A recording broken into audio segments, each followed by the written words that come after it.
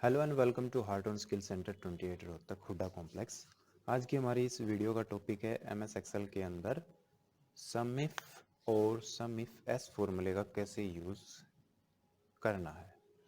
तो चलिए शुरू करते हैं। वीडियो को शुरू करने से पहले आप सबसे एक रिक्वेस्ट है, आप हमारे चैनल को सब्सक्राइब कर लें ताकि इसी सीरीज़ में आने वाली वीडियोज़ आपको मिलती रहें, और इस वीडियो को जितना हो सके उतना लाइक एंड शेयर करें। Thank you. सबसे पहले आपको करना क्या है, आप अपने एमएस एक्सेल को ओपन करें।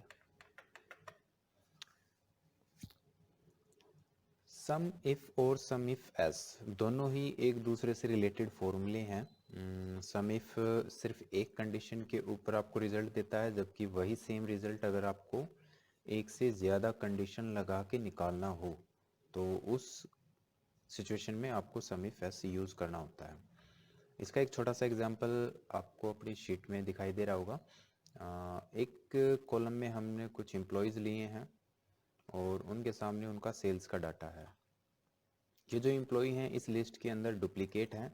इट मीन्स कि ये एम्प्लॉय वीक में या मंथ में जब भी आते हैं अपना सेल्स का डाटा आपको कंटिन्यूसली देते जा रहे हैं।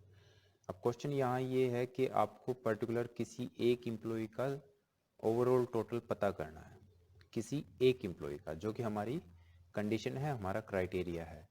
सपोज जैसे अभी आपको मान लो किसी एक एम्प्लॉय का अगर टोटल निकालना है, सपोज हमें अनिल का, अमित का या किसी सुनील का जैसे टोटल निकालना है, तो हम क्या करेंगे, अपने क्राइटेरिया कॉलम में जैसे उस एम्प्लॉय का नाम टाइप करके एंटर करेंगे तो हमें अपनी सेल्स की कॉलम से उसका ओवरऑल टोटल पता लग जाएगा। तो ये कैसे आपको यूज़ करना है फॉर्मूला। आपके पास एक एम्प्लॉय का कॉलम है जो कि हमारा क्राइटेरिया होगा, मतलब हमें इस कॉलम के अंदर अपना एम्प्लॉय एंटर करवाना है जिसका भी हमें टोटल निकालना है लिस्ट में से। तो ये कॉलम तो हमारा ब्लैंक रहेगा। इस सेल्स के अंदर हमें अपना टोटल निकालना है, तो उसके लिए फॉर्मूला क्या होगा हमारा, sum if equal to sum if into, सबसे पहले मांग रहा है रेंज, और ये रेंज है आपकी नेम रेंज। तो ये आपकी एम्प्लॉय नेम रेंज है।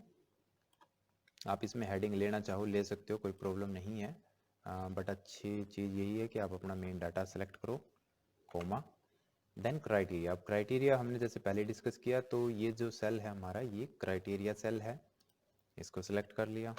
Then some range, very simple, जहाँ से हमारा टोटल आएगा न्यूमेरिकल वैल्यू रेंज, उसको सिलेक्ट कर लो, ब्रैकेट क्लोज, एंटर।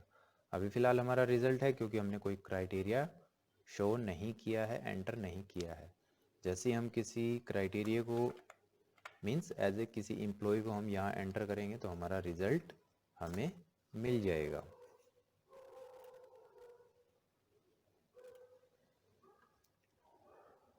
अब ये जो हमारा सम इफ आया है ये सिर्फ एक क्राइटेरिया के ऊपर हमारा रिजल्ट आया है, मीन्स हमने सिर्फ एक एम्प्लॉय को एज ए नेम एंटर करवाया है तो उसने उसका टोटल यहाँ पर हमें दे दिया।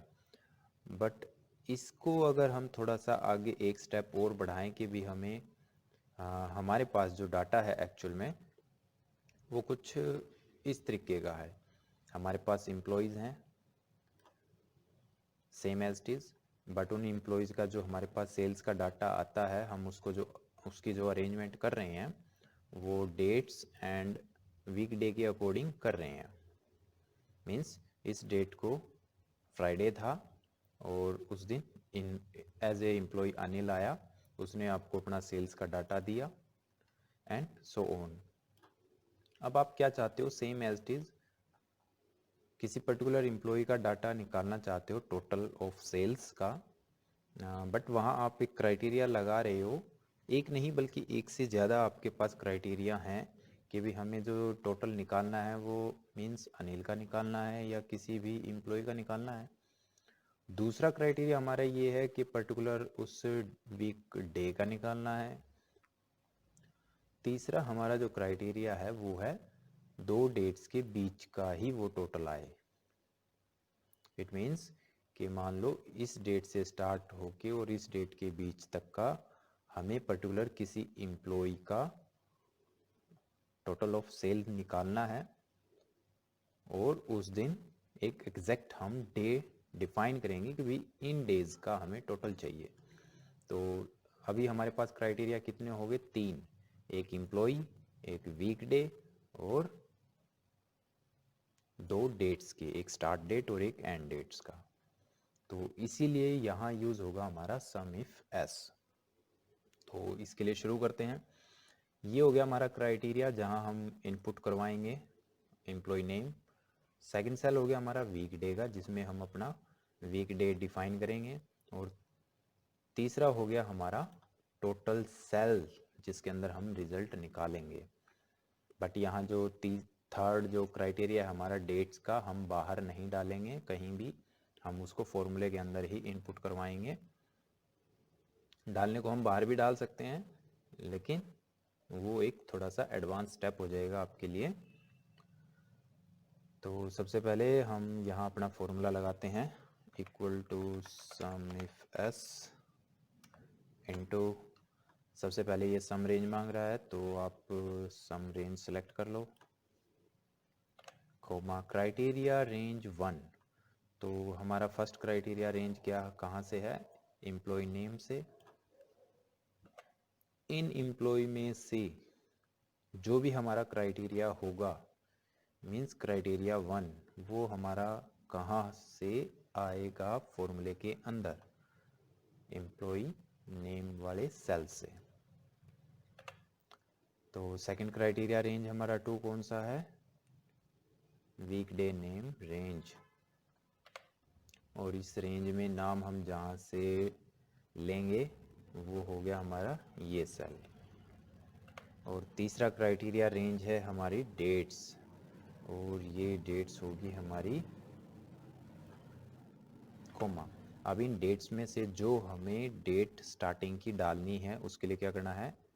Double quote greater than equal to, मान लो हम जो टोटल निकालना चाहते हैं वो 4/5/2018 से स्टार्ट करना चाहते हैं, कोमा। और कब तक चाहिए? तो वो हो गया हमारा क्राइटेरिया रेंज 4। तो इसी डेट रेंज को आप दोबारा सेलेक्ट कर लो, और इसमें हमें जो डेट डिफाइन करनी है कब तक, मतलब लेस देन इक्वल टू, हम यहाँ ले रहे हैं, यहाँ ले लेते हैं हम 10/5/2018 एंड ब्रैकेट क्लोज। अभी सारे फॉर्मूले का मतलब क्या हुआ कि यहाँ हम एक एम्प्लॉय का नाम डालेंगे, उसका वीक डे डिफाइन करेंगे, और वो स्टार्टिंग और एंड डेट हमने डिफाइन कर दी, वो इन्हीं 2 डेट के बीच का आपको टोटल निकाल के देगा पर्टिकुलर एक एम्प्लॉय का। तो अभी हम अगर एंटर करेंगे तो हमारा रिजल्ट 0 आएगा, क्योंकि हमारे अभी क्राइटेरिया ब्लैंक हैं दोनों। तो हम एक एम्प्लॉय डाल देते हैं एज ए अनिल, और दूसरा हम डाल देते हैं वीकडे। उसी के अकॉर्डिंग आपका यहाँ रिजल्ट आ जाएगा। अगर आप यहाँ कोई और वीकडे डिफाइन करते हो तो यहाँ वो उसी वीकडे के अकॉर्डिंग आपको रिजल्ट देगा। अब अनिल संडे कहीं भी नहीं है, इस रेंज में अनिल तो काफ़ी हैं, लेकिन किसी पर्टिकुलर संडे को अनिल नहीं है, तो इसलिए हमारा रिजल्ट भी 0 है। अगर हम यहाँ किसी भी एम्प्लॉय के आगे मीन्स अनिल के आगे अगर हम संडे डाल दें तो वही रिजल्ट हमारा वहाँ पर आ जाएगा।